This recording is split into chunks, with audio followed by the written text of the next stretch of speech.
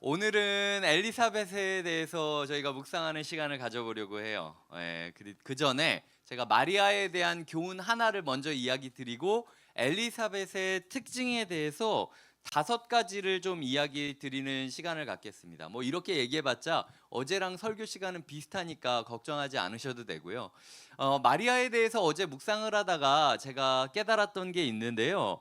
엘리사벳이 세례 요한의 어머니거든요. 근데 세례 요한의 어머니 엘리사벳을 소개할 때 마리아의 친족, 친척이다라고 이야기를 하고 있어요. 그런데 1장 초반부 5절에 보면은요, 엘리사벳의 남편 사가랴는 아비야 반열의 제사장 사가랴였고, 엘리사벳은 누구의 후손이라고 이야기하냐면 아론의 후손이라고 이야기를 하고 있어요. 그러니까 아론의 후손인 엘리사벳의 친척인 마리아는 누구의 후손일까? 많은 사람들이 그래서 아론의 후손일 것이다 라고 생각을 하고 있습니다. 그렇게 생각해 보면은요, 유다 지파 다윗 왕의 후손 요셉과 그리고 아론 계열의 레위 지파 마리아가 만나서 결혼했다라는 거죠. 왕의 대표자와 제사장의 대표자가 후손이 이어지고 이어져서 만났다라는 것. 근데 마리아랑 요셉은 일상에 치여서 살고 있었기 때문에 내가 이렇게까지 우리가 만난 게 이런 운명적인 만남이었다라는 상상을 하지 못했다라는 거예요. 일상에 치여서 내가 이 사람과 왜 만나서 결혼하고 있는지 하나님이 주시는 거룩한 의미를 발견하지 못하고 살아가던 게 마리아와 요셉의 일상이었다라는 거죠. 우리가 이제 휴일을 지나서 이제 다시 일상으로 들어가게 될 텐데요. 이 일상 가운데 치이다 보면요, 내가 마리아인데도 불구하고 내가 요셉인데도 불구하고 내가 왜 이 자리에 있는지 잊어버릴 수도 있다라는 거예요. 그래서 일상에 치여서 하나님이 주시는 진짜 정체성을 잊어버리고 살지 않았으면 좋겠다라는 사실을 먼저 당부를 드리면서 시작을 하고 싶습니다. 그래서 스스로에게 한번 이야기를 해볼게요. 너 참 대단한 사람이었구나. 네, 한번 해볼까요? 네, 너 참 대단한 사람. 비아냥거리지 마시고, 네, 자기한테 하는 얘기니까 다시 한번 너 참 대단한 사람이었구나. 네, 네.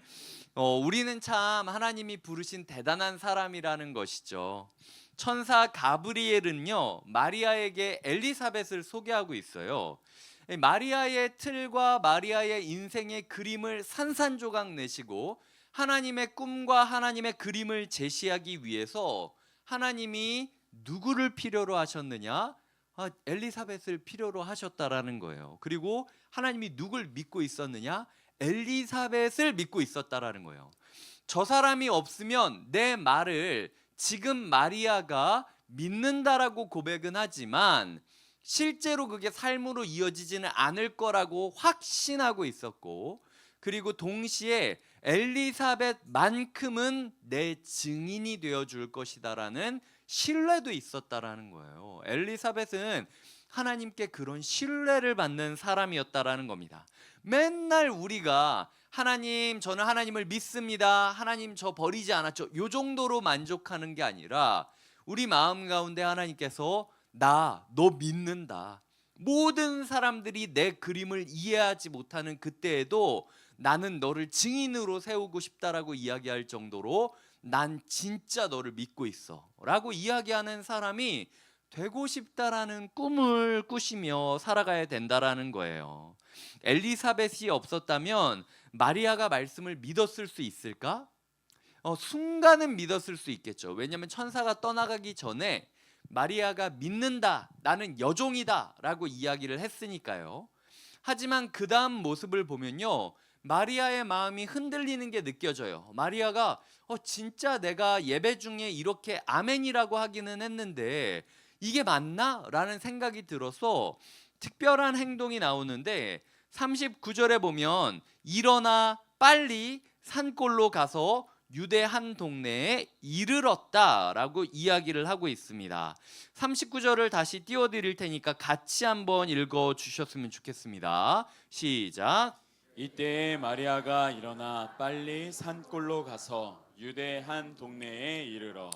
네, 지금 보면요. 거리가 150km 정도 되는 거리예요. 근데 고등학교 1학년이잖아요, 지금. 여자 혼자서 지금 요즘 시대에도 150km를 걸어가라고 이야기하면은 위험할 수 있는 길이란 말이에요. 근데 결혼을 앞둔 여자 고등학교 1학년 되는 사람이 지금 그 150km 되는 길을 걸어가야 된다. 거기다가 나는 잘 모르겠지만 내 태중에 아이가 있다라고 이야기하는 임신 초기에 이거 굉장한 모험이었다라는 거죠. 하지만 그럼에도 불구하고요, 마리아는 일어났다라고 이야기를 하며 시작되고 있어요. 요즘 야곱에 대해서 이야기하고 있죠. 일어나라, 일어났다라는 건요, 즉각적인 순종을 뜻하는 말입니다. 거기다가 또 즉각적인 순종을 말하는 이때의 길을 걸어갔다라는 말이 이때다. 예수님께서 하나님께서 말씀을 주신 그때에 바로 일어나 바로 걸어가는 모습을 그리고 있다라는 거죠. 그리고 어디로?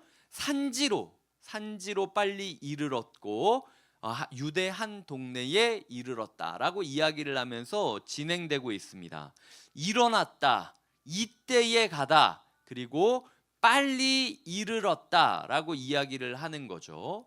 여기 빨리라는 단어는요, 간절히라는 뜻도 있습니다. 그러니까 그냥 빨리 뛰었다라고 해석하는 사람도 있고, 간절한 마음을 가지고 도대체 진짜 엘리사벳이 나의 이 일을 알고 있을까? 하나님의 사자가 말했던 이 일을 나에게 알려줄 수 있을까? 내가 알기로는 엘리사벳이 나이가 많아서 절대 임신하지 못할 거라고 생각을 했는데 엘리사벳이 임신한 지 6개월이나 됐단 말이야? 라는 생각을 하면서 달리고 있는, 산골짜기로 올라가고 있는 마리아를 볼 수 있다라는 거죠. 그러니 우리는 이렇게 생각할 수 있습니다. 자막으로 보여드릴게요. 마리아가 진심으로 믿음을 고백했으니 천사가 떠나간 게 맞죠. 하지만 그런 마리아의 진심이 삶으로 이어지기 위해서는요, 엘리사벳이 필요했다라는 거예요. 우리도 여기서 혼자 끙끙대면서 하나님이 나에게 어떤 말씀을 주실까? 하나님이 나한테 도대체 왜 그러셨을까? 나는 왜 이런 묵상을 하고 기도를 했을까? 백날 혼자서 그려놓고 그 안에서 생각을 하면서 쩔쩔매봤자요, 답이 안 나온다는 거예요. 빨리 일어나야 돼요. 일어나서 하나님의 말씀을 증명해 줄 수 있는 사람을 향하여 달려가는 모습이 필요하다라는 거죠. 150km나 되는 먼 여정, 결혼을 1년 앞둔 그 정말로 소중한 시기임에도 불구하고 말씀을 확인하기 위해 달려가는 열정이 있느냐? 어쩌면 이 특별 새벽 기도회의 현장에서 아이를 깨워서 아니면 노구를 이끌고 그것도 아니면 온라인으로 함께하고 있다라는 것 자체가 사실은 엘리사벳을 찾으러 온 걸 수도 있다라는 거예요. 근데 여기까지 왔는데도 자기만 보면서 자기만 생각하면서 자기 고민에만 빠져 있으면요, 백날 이곳에서 예배드려도 답은 없다라는 것. 주변을 좀 돌아보아야 될 필요가 있다라는 이야기를 드리고 싶다라는 거죠. 그렇다면 우리가 주변을 돌아보면서 우리의 엘리사벳은 누군가, 제가 5가지의 기준을 이야기 드리겠습니다. 그래서 오늘은 도대체 내 주변의 엘리사벳은 누굴까 생각해보는 시간이 있었으면 좋겠어요. 첫 번째, 엘리사벳은요, 늙었습니다. 아이를 낳아본 적도 없는데 주변에서 본 것은 엄청 많고 그런데 몸은 안 따라주는 상태였어요. 그러니까 엘리사벳은 나보다 나이가 많은 사람이니까 항상 나보다 연상인 사람만 쳐다봐야 된다. 그게 아니라 분명히 내가 봤을 때 그 사람의 삶이 어려운 게 맞다라는 거예요. 이 이야기를 저 집사님한테 하기에는 저 집사님도 힘든 걸 내가 아니까 저 집사님은 엘리사벳은 아니겠지. 이게 아니라 누가 보기에도 어려운 상황, 지금 엘리사벳처럼 엘리사벳이 임신 6개월입니다. 체중이 증가하고 있고 발목과 다리가 붓고 있고 허리도 아프고 있겠죠. 가뜩이나 산골에서 살고 있었어요. 관절이 좋지 않을 겁니다. 움직이는 게 쉽지 않았을 거예요. 산에 있기 때문에 혈액 농도가 낮아지고 철 성분이 태아한테 가기 시작하니까 빈혈 증상이 있기 시작했겠죠. 그러니까 온 몸이 무너진 상태로 본 건 많은데 몸은 정말 따라가 주지 않는 노년에 임신한 여성의 마음을 우리가 헤아려 봐야 된다라는 거예요. 즉 자기 처지만 생각해도 낯설고 무섭고 두려울 수밖에 없는 게 엘리사벳이라는 거예요. 자기 일만으로도 충분히 두려워하시는 분들이 계십니까? 그렇다면 내가 혹시 엘리사벳일 수도 있다라는 거예요. 내가 보기에는 내 문제가 세상에서 제일 큰 것 같고, 아유, 내가 무슨 엘리사벳입니까? 라고 이야기할 수 있겠지만, 하나님은 너의 삶에 문제가 있고 없고가 엘리사벳이냐 아니냐의 문제가 아니야. 이 다음부터 이야기하는 기준이 정말 중요하다라고 말하고 있어요. 자, 두 번째 특징이 있는데, 두 번째 특징은 먼저라고 이야기를 하죠. 36절에 보면 이미 6달이 되었다라고 이야기를 하고 있습니다. 정말로 말도 안 되는 기적을 경험한 지가 이미 6달이 되었다라는 거는요, 내 삶에 어려움이 있다 할지라도, 저 사람의 삶에 어려움이 있다 할지라도 나보다 먼저 하나님의 말씀을 받았고 그로 인하여 삶이 바뀌고 있는 사람이 있다면 그 사람이 엘리사벳일 확률이 높다라는 거예요. 그래서 우리의 삶 가운데 나보다 먼저 말씀을 받은 사람이 있느냐, 나보다 먼저 말씀으로 인하여 실제로 배가 불러오듯이, 이게 내가 경험할 모습이잖아요. 내가 그 경험할 그 모습대로 말씀을 따라서 삶이 바뀌고 있는 사람이 있다면 그 사람은 엘리사벳의 소명을 받은 사람일 것이고, 우리 주변에 그런 사람이 있다면 소중하게 생각해야 돼요. 그런 사람은 저 사람 좋겠다 시기 질투할 게 아니라 저 사람이 나의 엘리사벳이구나, 오히려 기뻐해야 된다라는 거죠. 세 번째로는요, 엘리사벳의 특징은요, 성령님에게 집중했다라는 겁니다. 아까 이야기했듯 노년에 아이를 임신했고 벌써 임신 6개월이잖아요. 그러면은 몸이 무거워서 뭐 마리아가 오건 말건 막 나는 힘들어 죽겠는 거예요. 일어나면 어지럽고 막 관절이 아프고 쑤시고 막 이러다가 혹시라도 내가 잘못되면 안 될 것 같은데 너무 힘들게 얻은 아이인데 자기 처지, 자기 감정에 함몰될 가능성이 굉장히 많은 게 엘리사벳이었다라는 거죠. 하지만 엘리사벳은요, 자기 처지와 감정에 함몰되지 않습니다. 뱃속에서 뛰어노는 그 자기 태아의 몸짓만으로도 성령의 깨달음을 얻을 수 있을 정도로, 우리의 삶 가운데 성령님이 좀 푸시를 하실 때가 있잖아요. 야, 너 특별 새벽 기도회 가야 되는 거 아니니? 야, 너 이거 해야 되는 거 아니니? 성령님이 우리의 마음에 감동을 주실 때가 있어요. 근데 아시다시피 어지간해서 인간은 바뀌지 않습니다. 성령님이 감동을 주셔도요, 그만 가만히 있어. 조용히 해. 이거 나만 들은 거야. 안 들은 걸로 칠게. 이런 식으로 성령의 음성을 아무것도 없는 것처럼 여겼던 사람이 성경에 엄청 많아요. 근데 그 힘든 상황에서도 엘리사벳은 성령의 충만함이 임했을 때 오신 성령을 향하여 엉엉 울면서, 성령님이 이제 왜 왔습니까? 나 너무 힘들었어요. 지금 마리아를 얘기할 게 아니라 나를 좀 도와줘야 된다고요. 이렇게 성령님의 충만하심 앞에 자기 비관으로 빠진 게 아니라 성령님께서 충만하게 임하셔서 마리아에게 가라라고 이야기하니까 노구를 이끌고 마리아의 무난함을 들으며 일어나 답을 하고 있는 모습을 그리고 있다라는 거죠. 네 번째 모습은요, 그녀는 축복하고 축복하며 축복했던 사람입니다. 42절에 보면은요, 복이 있으며 또 태중의 아이도 복이 있도다 44절에 보면 그 여자에게 복이 있도다. 이 짧은 인사에 3번이나 복이 있도다, 복이 있도다, 복이 있도다. 완벽한 축복을 하고 있는 엘리사벳의 모습을 그리고 있다라는 거죠. 지금 제가 엘리사벳이었다면요, 마리아 만났을 때 붙잡고 이야기할 겁니다. 야, 너는 내 마음 이해하지? 내가 있잖아, 내 남편 사가랴로부터 말을 들었는데, 말도 안 되는 얘기를 들었는데, 근데 갑자기 내가 임신하면서, 우리 중에 그런 사람 있잖아요. 내가 위로받고 싶어서, 내가 조언받고 싶어서 찾아갔는데 자기 얘기만 막 쏟아내는 거예요. 그냥 잘 왔다.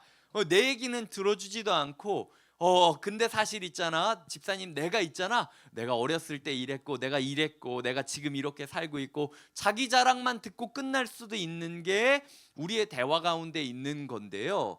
엘리사벳은 자기도 기적을 경험하고 있는 중이었는데 자기의 기적에 대해서는 한마디도 안 하고 있다는 거예요. 지금 오히려 마리아, 상대방의 고민, 상대방의 그 두려워 떨면서, 나는 지금 어떤 메시지를 들은 건지 모르겠는데 저 도대체 어떻게 되는 거예요? 라고 두렵고 떨고 있는 이 10대 중반의 소녀에게 너의 이야기를 해봐라. 그리고 네가 어떤 일이 있다 할지라도 나는 너를 축복하겠다. 나는 너의 인생을 응원하겠다. 하나님은 널 사랑한다. 라고 이야기를 하면서 복이 있도다, 복이 있도다, 복이 있도다 이야기를 하는, 그 타인을 중심으로 한 대화를 이끌어내며 축복하는 사람이 엘리사벳이라는 거죠. 4가지를 이야기했습니다. 이제 마지막 그 이야기 조건입니다. 마지막은요, 겸손의 사람이었다라는 거예요. 누가복음 1장 42절, 43절 상반절, 45절을 연속으로 띄워드릴 테니까 한번 읽어주셨으면 좋겠습니다. 시작. 큰 소리로 같이 한번 띄워주실래요? 네. 아니면 제가 읽겠습니다. 큰 소리로 불러 이르되 여자 중에 내가 복이 있으며, 여자 중에 내가 복이 있으며 라고 이야기를 하는데요, 여자들 중에서 라고 하는데 그 여자 중에 누가 있습니까? 엘리사벳 자기도 있는 거예요. 지금 자기가 봤을 때 얼마나 복받은 사람입니까? 노년에 임신하지도 못할 것 같았는데 2번째 아브라함의 아내 사라가 이런 역할을 했죠. 2번째 사라와도 같은 믿음의 아버지 아브라함의 아내, 믿음의 어머니, 2번째 믿음의 어머니가 될 수 있는 복을 받은 게 자기였어요. 근데 자기보다도 복 받은 게 당신이다 라고 이야기할 수 있는 모습을 가졌고요.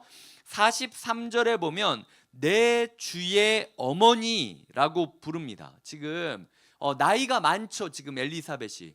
그리고 마리아는 10대 중반이죠. 그럼에도 불구하고 뭐라고 이야기하냐면 당신은 내 주의 어머니입니다라고, 하대하는 게 아니라 존대하고 있는 모습을 보이는 게 엘리사벳이었다라는 거죠. 엘리사벳은요, 제사장 사가랴의 아내였습니다.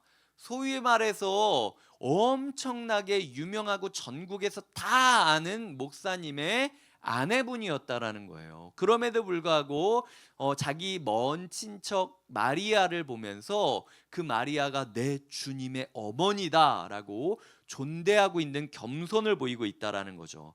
45절에 보면 주께서 하신 말씀이 반드시 이루어지리라고 믿는 그 여자에게 복이 있도다라고 이야기를 하고 있는데요, 이게 자기 얼굴에 침 뱉깁니다. 왜냐하면은 1장 초반에 보면 자기 남편 사가랴가 하나님이 말씀을 줬는데도 믿지 못하고 있거든요. 근데 네가 내 남편보다 낫다라는 얘기를 하고 있는 거예요. 너는 10대 중반이지만 그럼에도 불구하고 평생 동안 제사장의 역할을 감당했던 내 남편보다도 네 믿음이 더 크다라고 이야기하며 인정해주는 겸손의 모습을 그리고 있다라는 거죠. 즉, 이 42절, 43절, 45절이 하는 이야기는 나보다 높고 내 아들보다도 높아질 것이고 내 남편보다 나은 사람이 당신이다. 왜냐하면은 그렇게 어렵게 낳은 세례 요한, 내 아이가 얼마나 귀하겠습니까? 모든 엄마는 자기 아이가 이 세상에서 최고예요. 그럼에도 불구하고 마리아를 향하여 내 주의 어머니라고 부르면서 자기와 자기 자녀를 하대하는 모습을 보이고 있잖아요. 그러니까 나보다 낫고 내 아들보다 높고 내 남편보다 나은 사람이 당신이다라고 이야기를 하면서 겸손한 태도로 축복하는 엘리사벳을 볼 수 있다라는 거죠. 5가지를 이야기 드렸습니다. 첫 번째로는 어려움이 있다. 두 번째로는 하지만 먼저 하나님의 말씀을 받아서 경험하고 바뀌고 있었고, 세 번째로는 자기 감정이나 처지에 비관하는 게 아니라 성령님께 집중함으로, 네 번째는 축복하고 축복했고, 특별히 5번째 그 축복의 중심에 겸손함이 있었다라는 것이 오늘 우리가 찾아야 되는 엘리사벳이라는 거죠. 주변에 엘리사벳을 떠올릴 수 있는 사람이 있다면 그분은 진짜 복받은 겁니다. 그분은 그 엘리사벳이 있다라는 것만으로도 반은 먹고 들어가는 거예요. 내가 마음만 먹으면 내 마음 먹은 걸 삶으로 이어가도록 도와줄 수 있는 조력자가 이미 준비되어 있다라는 거잖아요. 근데 아무리 생각해도 내 주변에 엘리사벳이 떠오르지 않는다. 그거는 진짜 찾아보셔야 되는 겁니다. 그게 더 위험한 거예요. 백날 여기 특별 새벽 기도회, 특별 집회에, 특별한 예배 찾아다니면서 은혜를 받으면 뭐합니까? 점만 찍히고 선으로 이어지지 않는데, 우리 주변에 엘리사벳이 없다면요 절대로 마리아의 기적이 일어나지 않을 것을 우리가 기억해야 된다라는 거죠. 그래서 시급하게 엘리사벳을 찾아야 된다라는 걸 이야기를 드리고 싶습니다. 39절에 보면은 마리아가 길을 갔다라고 표현을 하는데, 이 갔다라는 동사가 누가가 굉장히 좋아하는 단어예요. 누가는 이 동사를 쓸 때 항상 길 위에 서 있는 예수님을 묘사할 때 이 동사를 사용했습니다. 그러니까 마리아의 태중에 예수님은 지금 느껴지지도 않을 정도로 작은 존재이시잖아요. 그럼에도 불구하고 우리 가운데 예수님이 작은 씨앗만큼만 존재한다 할지라도 예수님은 항상 우리를 누군가와 만나야 하는 자리로 우리의 길을 인도하신다라는 이야기를 하고 싶은 거예요. 신앙은 혼자 하는 게 아니라 누군가 만나서 해야만 한다라는 거죠. 오늘 누구를 만나실 겁니까? 오늘 누구를 만나야 합니까? 오늘 만나는 사람들을 보면서 엘리사벳이 아닌지 돌아보고 찾아보는 시간을 가져야 된다라는 거죠. 말씀을 맺겠습니다. 한번 자막으로 띄워드리겠습니다. 엘리사벳을 만나기를 소원하셔야 돼요.